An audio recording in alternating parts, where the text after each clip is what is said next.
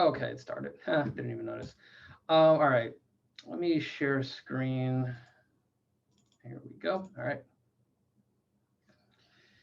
So, right.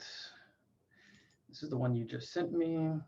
And we're just gonna, I know, I'll try to keep this under an hour. It'll probably be even quicker than that because I'm just gonna go through the questions just so you have a full understanding of what I assign, and then, that'll be it. So I won't do any new material. It's just gonna be review of what was assigned.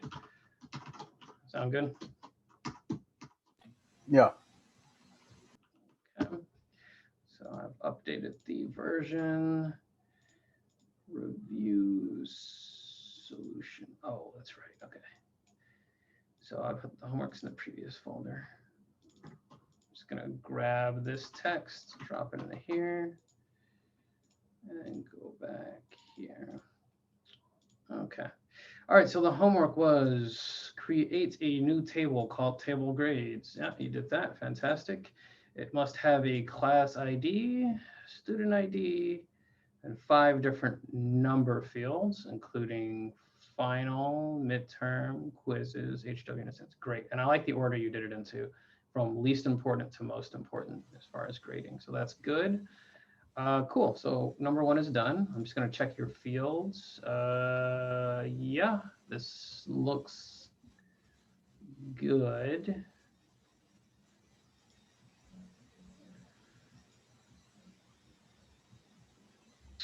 Yep. Okay, so I'm just going to rename this from bridge grades. I'm going to call this grades ID, right? Because generally when we've been naming tables, I'm just going to hit Control S to save.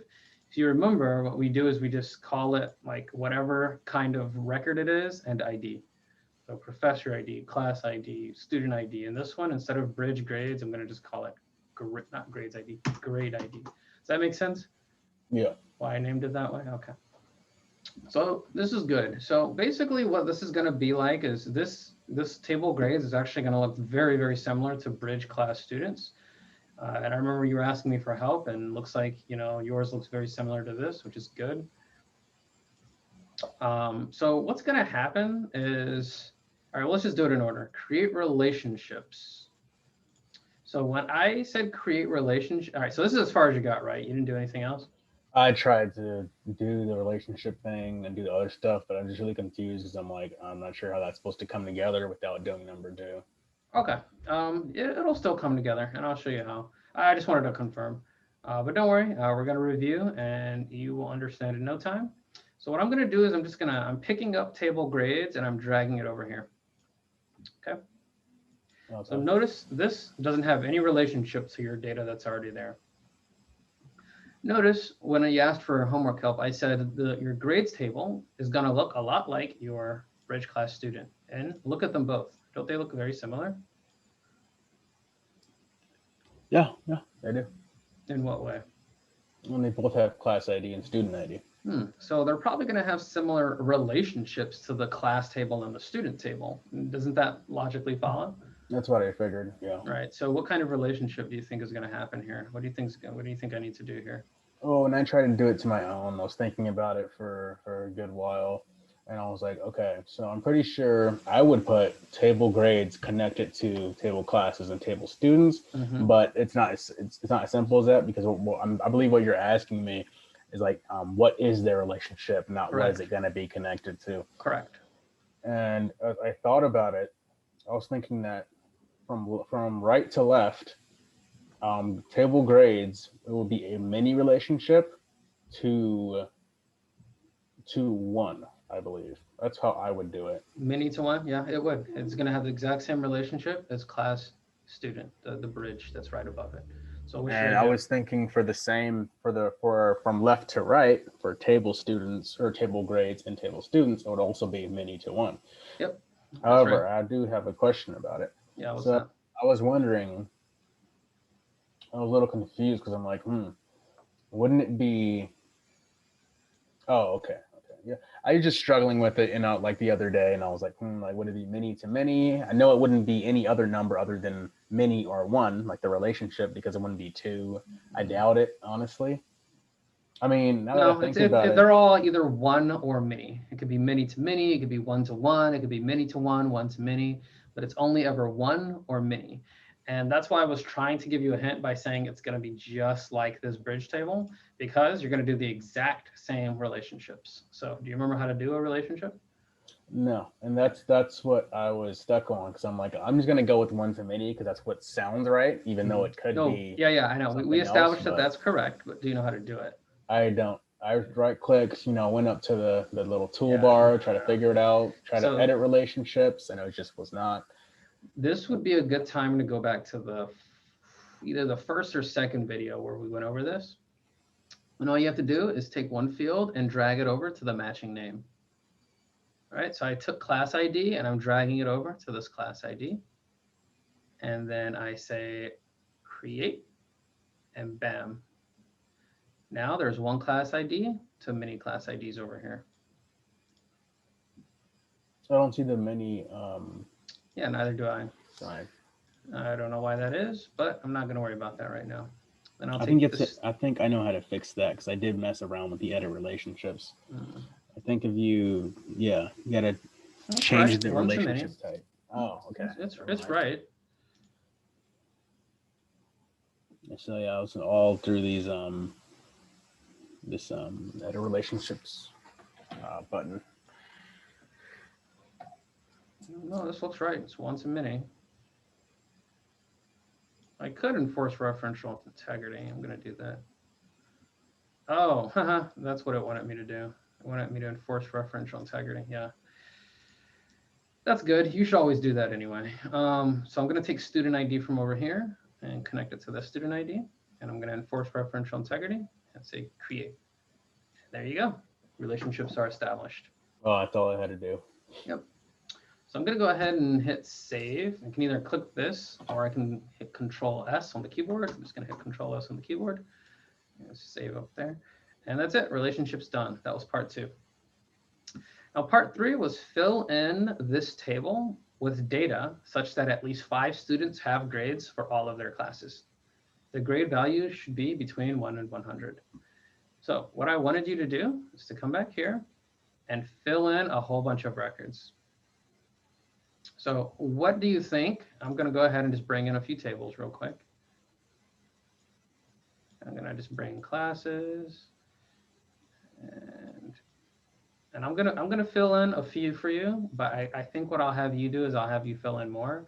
But before I do that, I want to see if you can figure out homework 3, or like how we should approach homework 3, or the problem 3. Now, how do you think we should approach this? Filling in our grades.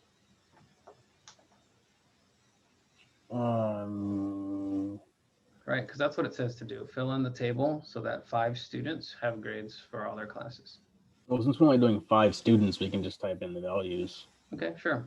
What do I start typing? Well, I think we need to put in their ID first. The student's ID, and then which student's ID?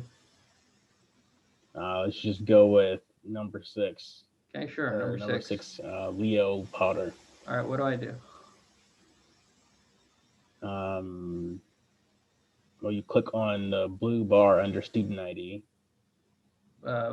This? Yes. No. Yes, that. And delete the 0 and put a 6. Okay. Now what? And then you would need to put their class ID. So whichever class they're taking. Okay. Let's just say it's number 7. Number 7 class ID in table classes. So auto shop, intro to auto shop. So now we have him in that class. And we would probably want him in another class too. So I believe under the 6, under student ID, the next cell you would put 6 again because we're putting him in another class. Before we move on, how do we know he's in auto shop?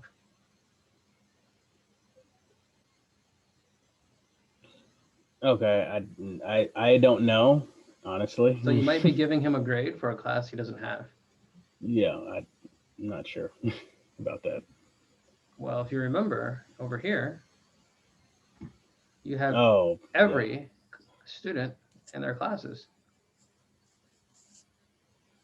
Right. So what you could do is this. There's the first 6 students. And there's all their classes. So cool, an interesting way to do this is you actually don't even need table students, and you actually don't even need table classes to be able to do this first one, or to do this question. What you could do is this. And here's all the first 6 students. And then you can just say, student 1 has class 1. Student 1 has class, oops. Student 1 has class 22. Student 1 has class 10. Student 1 has class 3. Student 1 has class 8. No, it's student 2. Or no, student 2 has class 8. You're right. All right, so basically I'm just copying this. See how similar it is to bridge class students? Yeah. Well, yeah, because I mean, this was the whole point of making another table, was to find the grades, and that actually helps because it has all the records. This is actually and very I don't useful. know why I didn't think of that. I mean, yeah, that's not an easy thing to think of, but that's one way you could do it. Or you could have done this. You could have said, hey, now I can see what the class IDs are for each student. See? Yeah, I think I just didn't do it because I'm like, oh, I was really afraid of breaking anything, because I'm like, I don't think I can really skip that step and then like actually, type in everything. I'm like, I'm not sure what's going to happen once I start typing in things. There might be the wrong records, and I just didn't think to bring up. Well, next time, just give it a try and see what happens. You're not going to break anything too badly. Nothing that we can't fix. So I'm going to go ahead and fill in some grades. We'll say they got hundreds on all their homework. We'll say they got 90s on their quizzes, 80 on the midterm, and 80 on the final. All right, so we've given them a bunch of records. And this class, and attendance. They attended 100% of the time. So I'm just going to go ahead and... Well, you have the finals. Oh, well. Oh, okay. Yeah. Good. Yeah, I'll make it a little wider so you can actually see a little bit better. There we go.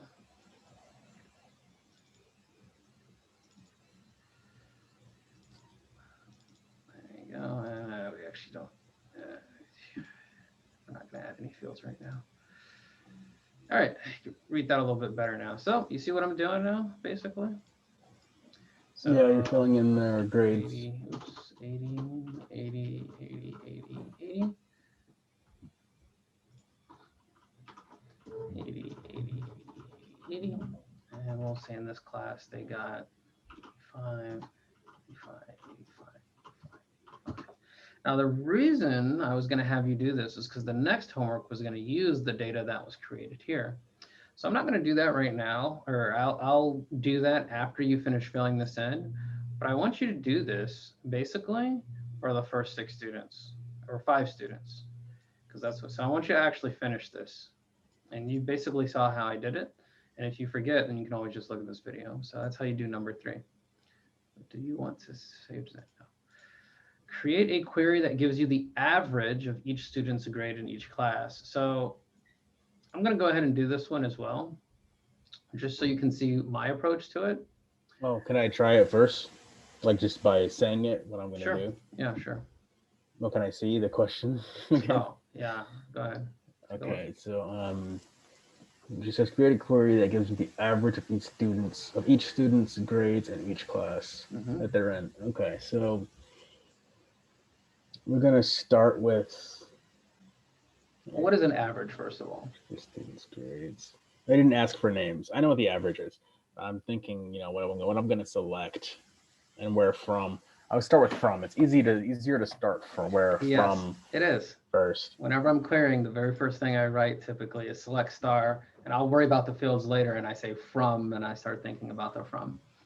Well, since we didn't ask for names, this shouldn't be too hard. You shouldn't need data from table students and table classes. Yeah, we probably want names, though. It's going to make it much easier to check your work.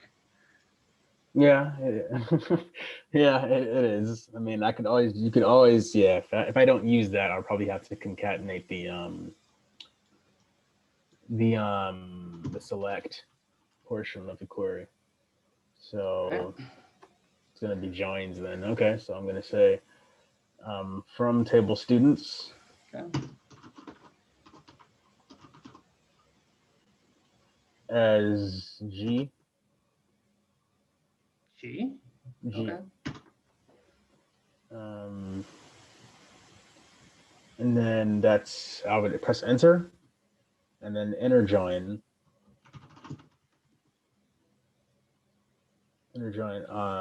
table grades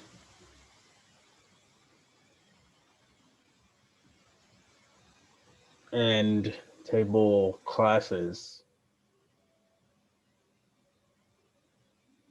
Okay, so what do I type now? And table classes. Would that be, hold on, I think that would be a separate inner join. So Like this? I think, no, you can't do that. No, you would have to write inner join again because it's another join. Yeah, I'm just gonna joining another thing from the from. Just gonna give you the map while we're at it. I wonder if I have enough space to show you the map. Yeah, we have enough space. No, so you would delete and table classes. All right, I'll delete that. I didn't know that you couldn't do and, but I mean, I guess now if you're doing a join, you have to write an extra inner join. Inner join. Well, what are you joining things on? You have to join them on something. You can't just say join. Sorry, what? You can't just join grades. You have to join it on something. What do you mean I have to join it on something? When you're doing an inner join, so you might want to, after this, review joins. So when you say inner join, you say join something on, and then you have to specify what fields it's connecting. Oh, okay. Okay. Right? Because if we look at any of these queries where there are joins, okay, this one doesn't have a join. This doesn't have a join either. Oh, did we do no joins last week? No, we did. Okay, well, I don't think we saved them, but I know we did them. Yeah, none of these have joins. All right, let's check it down here. See if any of these have joins. I think I know which one has a join. I know probably. This one has a join. This one has lots of joins. So if you remember, it's inner join, and then it's like on something, and then you use the on, and then you say specify the fields. Right. So I'm just going to tell you right now, just judging by this map, this is incorrect. You can't go from students straight to grades. There's nothing tying students to, or it's from students. Oh yeah, you can. That's right, you can. You can go straight from students to grades because they're connected, see? I was thinking of you can't go from students straight to classes because they're not connected. So yeah, you can go students, then grades. Yep. On what? On students inner join table grades. On. Right, I'm just going to correct your alias. Hold on. Student should be G. I think it should be S because it just makes more students since students. Oh, okay. Well, I haven't done any joins yet. Grades G, right? It's just like a shorthand to write students S, grades G, or you can say students A, grades B. Like it can be anything, but like students as G doesn't make sense to me. Like why? What does the G stand for? Yeah. Okay. Right, but like students, you could say, oh yeah, S. S stands for student. G stands for grade. You know. Yeah. So you said inner join table grades as G on. All right, I'm going to tell you right now. Grade ID. It's going to be student ID because that's the connection between these two tables. See those? Yeah. This ID is what connects these two together. So it has to be student ID. So you're going to want to, after this, review joins. So on student ID, on s.student ID equals g.student ID. Right? So we're joining the student IDs on S and G. And then what? And then we're also going to want the class ID from table classes. So we're going to join table classes SC on class ID. That? Yes. Wait, so inner joins are kind of just used to, well, I'm sure you can, well, in this instance, it seems like we're using joins just to grab IDs. Well, it's to get the information from that table. So I'm going to tell you right now, you actually do not need table classes.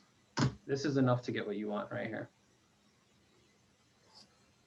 What was the question? Can you bring up the notepad? Credit gives the average of some students' grades. But wouldn't you need classes as well? Because you need to know what class they're in, or does the grades table already give us that? Oh, Okay, the grade table gave us I guess that, that but depends. I guess that depends, right? Like, yeah, actually, yeah, we do need classes. Because if you're saying you want the average grade per class, then yeah, you probably want the class name too. But if you wanted the average of all their classes, which is their GPA, then you wouldn't even need the classes table. I mean, yeah, but since we do want class names, all right, so I'm just I gonna keep was going. thinking, we didn't need the class table classes as well, because for one, we don't have that much information about the classes like at all, and Well, like we haven't even really all connected right, the let table me grades ask you to the another, let me ask you this in a different way. Really what this question is asking you is what grade does every student have in every class? For example, Joe has a 95 in history. Like, tell me all of the students, what is their grade in every class? Oh, okay. No, the average though. It's asking for the average. The average of these values is their grade in the class. Right? Your grade in the class isn't one number. It's the Oh, average yeah, of yeah, these yeah. numbers. Right. That's why I said it gives you the average of the student's grade. So they get a grade in everything, and then you average it all together, and that's their grade in the class. Okay. I may have phrased this badly. So we'll instead phrase it this way. What grade does every student have in every class? The grade is the average of all 5 of their scores in the class, right? So they have 5 scores, and whatever the average of that is, that's their grade in the class. Okay. Do most teachers actually do it like that? Yes. I mean, it's more Oh, okay. complex than this, but essentially, yes. Right now, we're saying all these things are weighted equally. That's actually not how they do it. Usually they say in the class, the final's worth like 25% of your grade, the midterms are worth 25%, and like quizzes are worth 20, and then 15% for attendance and 15% for homework. They'll like weight it differently. So you can't just take a raw average, but I didn't do weighting because that's going to make this even harder. And we're not there yet. So right now I just said just take a pure average. All right, so I'm just going to finish this. Since we want to know the grade in every class, I'm going to also want to get class names, right? Because I want to say this person has this grade in this class. So I want to know the person's name, the class name, and what their grade is. So the information from these tables. So I'm going to just connect these 3 together. I'm going to start with students, which you did, then grades, which you did, and I'm just going to also enter join classes, which we have not yet done. So I'm going to go ahead and do that. Enter join table classes as C on C dot class ID equals G dot class ID. And let's just see if it works. Okay, it works. And what I'm going to do next is say, Is your where clause, right? no, I don't need a word clause. So what I'm going to do next, and I'll show you why in a minute. I'm going to say s dot last name plus commas plus s dot first name as student name, comma c dot class name, comma g dot attendance. I'm going to just put these in parentheses because it's basically like math, plus g dot hw plus g dot quizzes plus g dot midterm plus G.final divided by 5 is total grade, or as total grade. And let's see if that works. And there is the answer to the question. Wow, that was a lot. So we know she has a 90 in algebra, a 95 in programming, an 80 in psychology, and an 80 in art, and an 85 in French. Now let's see if that looks right. The average of these numbers is about 90, and these are all 95, so it makes sense that the total grade is a 95. You know, she got 80s on everything here. It makes sense that the final grade is an 80, and so on and so forth. Now what I can do is I can change some of this stuff, you know, and we'll see she did terrible in the final. And you'll see over here, if we hit refresh, oops, I gotta save this record by just going somewhere else. Her grade dropped. See? So we'll say she never showed up to class, got a 0 in attendance, and we'll say save. And her grade dropped even further. Now she's got a D in the class.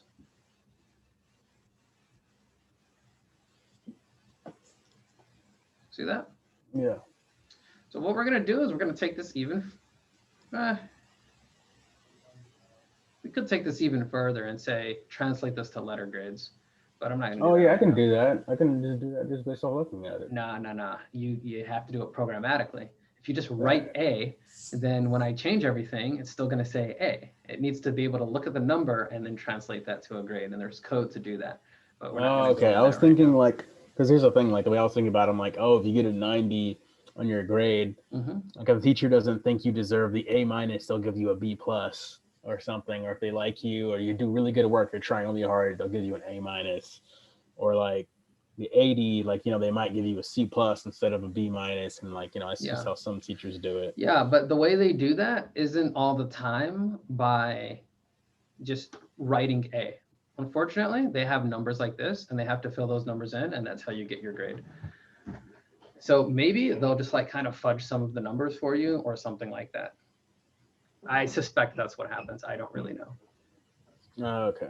I mean, the same here. That's just it's just my guess, you know, in my experience. My guess is they'll look at something like participation and then they'll just like up it to 100 and be like, okay, I don't think you should fail the class. There you go. Now you're passing. They're like, well, you know, maybe you weren't that great of a student. We'll give you half credit on attendance, even though you didn't show up.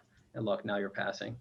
Instead of a 0 for never showing up, they're like, I don't want you to fail. You'll get half credit. And then now you're barely passing. Yeah. Or sometimes, like, you know, maybe you only showed up to 40% of the classes, you're failing, and they're like, we'll just say you did 50%. And, you know, now you're barely passing. So what I want you to do is finish filling in the grades, because it allows us, once we have grades, we can do fun stuff like this, where we can like find out like how well a student is doing, and then it'll like in all of their individual categories, and then they'll have a total grade. And we can even do fun stuff like say, okay, well, which teacher is teaching the best because their students may have the high, or which class is it easiest for students to pass? That's going to be one of the query questions later. And you can basically run a query that looks very similar to this to find out which is the easiest class, meaning what's class do people get the best scores in? And okay, that sounds pretty tough to write that as a query. Well, you know, you built this up little by little. And so having a grades table is going to make it very easy for us to make some very interesting questions. And then we'll probably also have an attendance table somewhere and some other things. We'll probably have like a room table so classes can be in different rooms, or we'll probably have a schedule so you can see what time certain things are. And there's all sorts of tables you can add in here. But that's how you answer that question. So I'm going to go ahead and save that. And I'm going to call this query, QRY underscore all class grades. So even when you come over here and you continue to do the work here, and you say, I need that other, where is it? I need this bridge. So, you know, let's say you come over here later and you say Student 2 is in class 5, and he got a 70, a 7, I don't know, 70, 70, 80, 80, and I don't know, 90. You'll see that, do I want to save the layout? Sure. No. You'll see that now when I bring up all class grades, oh, now we have his other class. So once you fill in all the grades, you can just come back to this query and it'll still have everything you want to know. And it'll just automatically be here. I noticed. Excuse me. I noticed you concatenated the top fields as well, and you did a lot of aliasing too. Yeah. Yes. Yeah. The reason I concatenated the names is because generally in most school systems, this is how names show up: last name, comma, first name. It doesn't usually show up as first name, last name. Okay, so what you put was like S dot student name, because that's what it was aliased as. So you put S dot student name or S dot last name. Hold on, no, I wanted to guess it. Okay. So I was saying you put like S dot last name space apostrophe comma apostrophe space S dot first name, and then you said as student name to concatenate it. And for the class name, that one was pretty simple because you didn't need to combine anything. So you kind of just said C dot class name as I need to class name. I name. just said C dot class name, yeah, and it'll already be class name. Okay, yeah, I just haven't done a bunch of concatenation, so I'll see if I can figure it out just by you doing it. Yeah, I wouldn't worry too much about class name yet. And then the next part was was still part of the select portion of the query, and like you were saying, this plus that plus that. What I'm confused on, the only portion of the query, you can bring it up now. The portion of the query I was confused on was when you were adding average. like pluses and parentheses. Yeah, the average. What was with the parentheses? Like, right. Why? So, I mean, I guess it's easier to write it in a mathematical way. So to get the average, all right. So I'm going to bring up the grades. The average grade is this number plus this number plus this number plus this number plus this number divided by 5. Correct? Yes. Why? Well, that's how you find the average or something. Yeah, that's how you find the average. You add it up and you divide by the number of things that there are. That's what I did. I added up these values and then I divided it by 5. The thing is, when you're doing math, I don't have my Wacom with me, so I can't write it on screen. I'll just write it on paper right now. 1 plus 1 plus 1 plus 1. So what you're saying is you use parentheses. Like when you are, I missed the pluses. Anyways, use parentheses when you are doing like math, like a total cost or average cost. Okay. So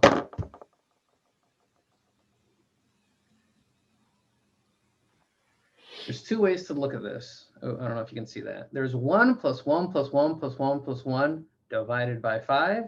And then there's parentheses 1 plus 1 plus 1 plus 1 plus 1. Divide all that by 5. Oops, I didn't put the division symbol. Okay. You see that? Yeah. Okay. So what is the order of operations? Do all the adding first. No, it's not the order of operations. Well, it's parentheses, so it is parentheses first. Okay, well, let's start with the top. What's the order of operations? The top one, right? Yeah. What does this top one equal? That one equals like a decimal or something. What is the value of this top equation? It's like, I'll tell you. It's 4.5. It's like 5. Oh, 4.5. Okay. Why is it 4.5? Because of the order of operations. Because the first thing you do is the division. So you say 1 divided by 5 is 0.2. Or not 4.5, 4.2 is what I meant to say. So first you do the division. 1 divided by 5 is 0.2. Then you do the addition. 1 plus 1 plus 1 plus 1 plus 1 plus 0.2 is 4.2. I was just trying to figure out what's 1 divided by 5. I've not done math in a Yeah, while. it's 0.2. Anyway, the point is that top one is 4.5. But what is the answer to the bottom one? The answer to the bottom one is 1. 1, because it's 1 plus 1 plus 1, because you do the stuff in the parentheses first, and that equals 5. 5 divided by 5 is 1. So you see how this ends up being two different numbers? It's because of the order of operations. So order of operations is actually different for a computer. And actually what it will do is the first way. It will say 1 plus 1 plus 1 plus 1 plus 1 over 5. So it won't say plus 1 and then divide all that by 5. It'll say plus 1 over 5. But it depends on what kind of program you're in, because some programs may say, oh, yeah, we'll do that in order. 1 plus 1 is 2, plus 1 is 3, plus 1 is 4, plus 1 is 5, divided by 5 is 1. And so programs will see the 1 over 5 and say, oh, that's one piece right there, 0.2. So 1 plus 1 plus 1 plus 1 plus 1 plus 1 over 5 is 4 and 1/5. So to force the computer to do the correct order of operations, you use parentheses. So even when we were doing math, I don't know if you remember this, but when we were doing math all the time, I say parentheses always makes it much easier to understand what's happening because it forces you to do the correct order of operation. Right. So that's what I was doing here when I added up the individual grades and then I divided. Because I'm telling the computer, you must add everything up first, and only after you add everything up, then you're going to divide. If I would have just left no parentheses, maybe, and I'm not even sure because I never do things without parentheses. And you know what, we can try right now. Maybe if I just take those parentheses off, like, is it still going to give me the right answer? Maybe it will. No, see, it gives me ridiculous answers. Their total grade is 386. Okay, something's not right here. That's not the average. These don't look like averages to me. So what this is telling me, let me fix it now, because otherwise, if I leave it alone, it's going to stay broken. Yeah, okay, now those look right. Those are averages. So what that tells me is the computer is doing the order of operations when it's without parentheses, the way I described it, which is it adds all the numbers up and then it sees the 1 over 5 as 1/5. Right. Okay, So no, I see what you're saying. It's a little confusing. It's a little confusing, but I think I get it. Like pretty much when I'm doing math, I like note out every single time, use PEMDAS every single time. But the computer does not do that. The computer will give you what you tell it to do exactly. No, the computer uses that too. The computer did that too. It did division first. It did division first, right? Because it did 1 over 5 first. It did? Yeah, it did. No, it gave you like crazy numbers. Oh yeah, it did do that first. Because it did that first, like, and it's not supposed to do that first, which is why you need to give it the parentheses. So that it does all the addition first, and then, because when you're getting an average, you add everything up, and only at the end do you divide. Right. But if you don't give it the parentheses, it's going to divide first, which messes everything up. That's not how you get an average. This is it's kind of complicated, but I kind of get it. No, it's the exact same thing in math, though, right? When you were doing math, if you had to tell someone get an average, right? Like you tell them, hey, add everything up first. Don't start dividing before you've added things up, right? Yeah. Right. So you have to tell the computer that too.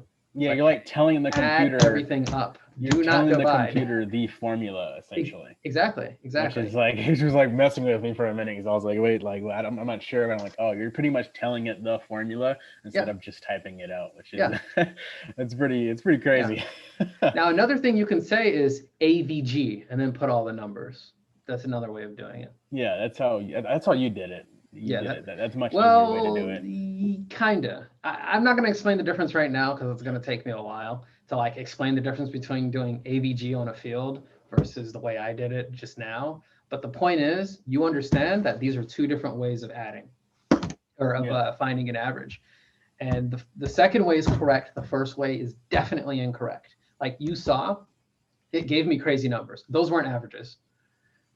Yeah, because you have to do the order of operations the right way, and it's doing order of operations the right way, which is why you need to specify it you know, as, hey, parentheses first. Remember, we're adding and then we're dividing, right? So Yeah.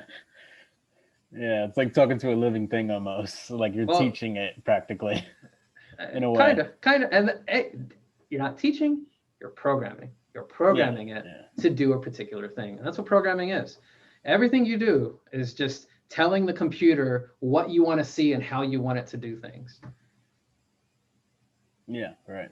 And that's what we just did. That little formula right there was us telling the computer how we wanted total grade to show up, right? Like I could have left it alone. It still ran. But like, is that what we actually want to see? No, of course not. So you have to, and the computer doesn't know that. It's not going to see 300 and go, oh no, that's obviously, that doesn't look like a grade to me. The computer doesn't know what a grade is. The computer doesn't have intelligence. All the computer can do is what you tell it to do. Yeah, yeah. It's tricky.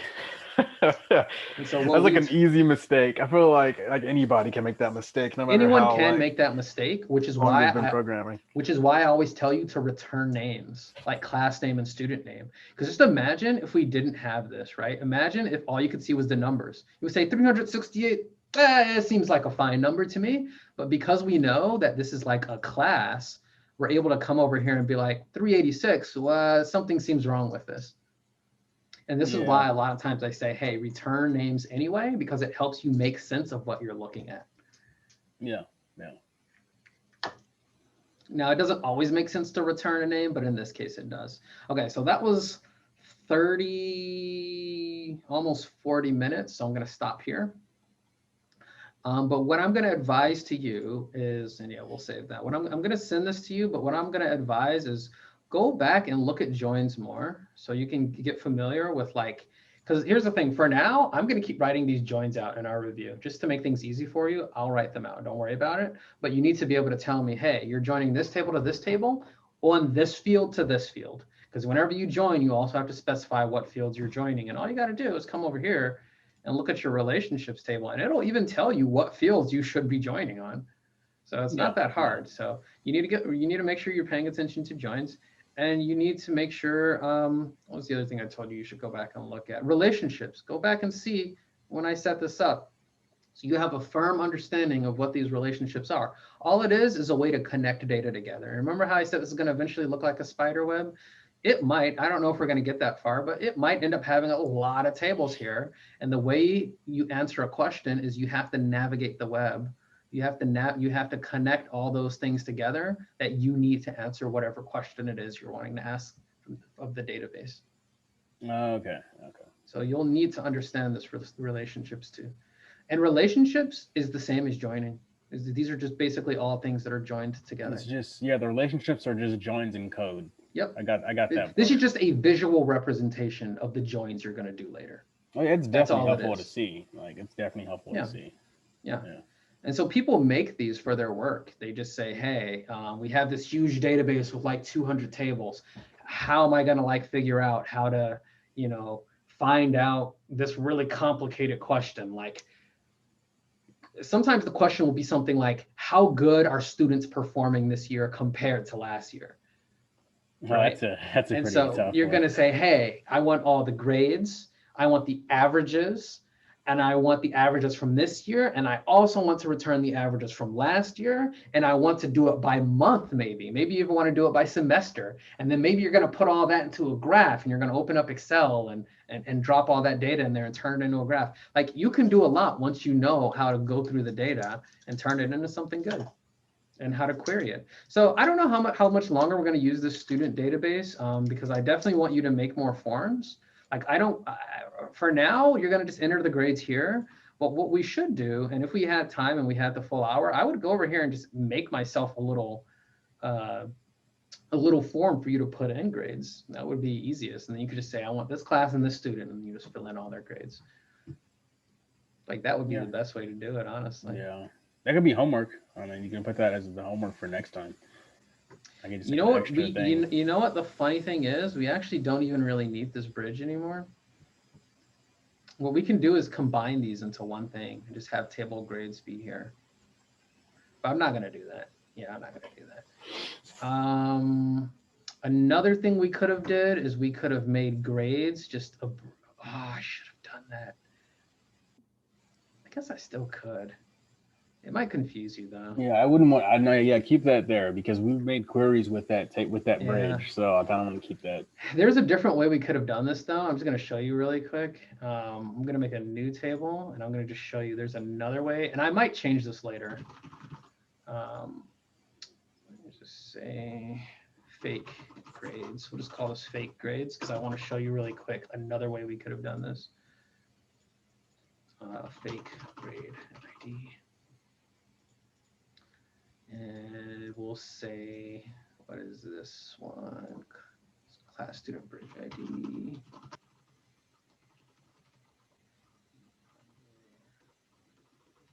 We could have done like final number, midterm number. We could have done like, I don't know, quiz number.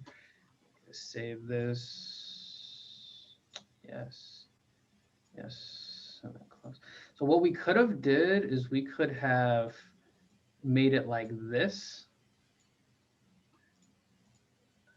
And actually, we would want this to be a one-to-one relationship. And where do I want to do this? How do I forgot how to make this one-to-one, but actually want this to be a one-to-one. Oops, cancel. It already exists. Yes. How do I do that? There's a way to make this one-to-one. I think I know. Maybe. What? Cancel. Hold on, let me just try that. I was thinking. We need to like maybe not match up the fake grade ID to anything. Maybe just drag. No, I didn't match the empty fake grade space. ID. I matched the bridge ID to this bridge ID. Well, maybe you should just match or the fake ID to like, I don't know. I was thinking like nothing. But originally, I was make it- gonna not have this and just have it like this. Oh, okay. But yeah, it's okay. And we already did it with grades, so don't worry about it. Just get rid of this. Yeah, don't worry about it. Just ignore that. Do you want to delete the relationship? Sure. All right, I'll go ahead and save this. We're done.